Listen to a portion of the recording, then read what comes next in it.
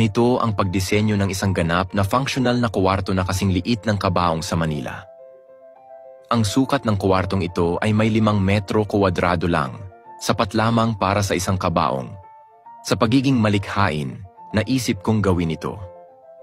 Una, ibaba ang kanang bahagi ng sahig ng 3 sentimetro upang magkaroon ng bahagyang pagbaba na tinapalan ng mosaic tiles. Gumastos ng 10,000 para sa isang squat toilet at siguraduhing sarado ang takip upang maiwasan ang aksidente. Ilagay ang shower sa kabilang dingding at isang maliit na lababo sa sulok. Gumamit ng sliding glass door na frosted para sa privacy. Sa itaas, gumawa ng istruktura gamit ang galvanized square steel na wenelding ng pahorizontal at vertical para mas matibay. Ikabit ito gamit ang expansion bolts. Pumili ng eco-friendly na model at lagyan ng malaking kutsyon sa ibabaw.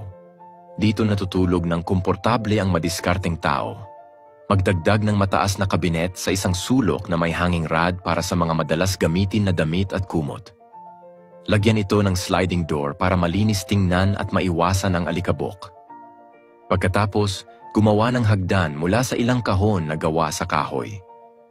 Bukod sa madaling akyatin, ang mga hagdang ito ay nagsisilbing imbakan para sa mga panloob na damit at tights. Ilagay ang refrigerator sa natitirang espasyo upang walang parte ang masayang.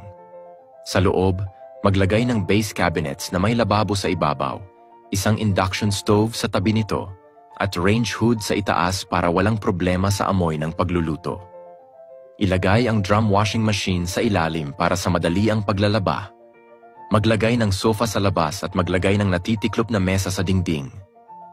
Maaaring buksan ito para sa trabaho o pagkain at tiklopin muli para maluwag ang daanan.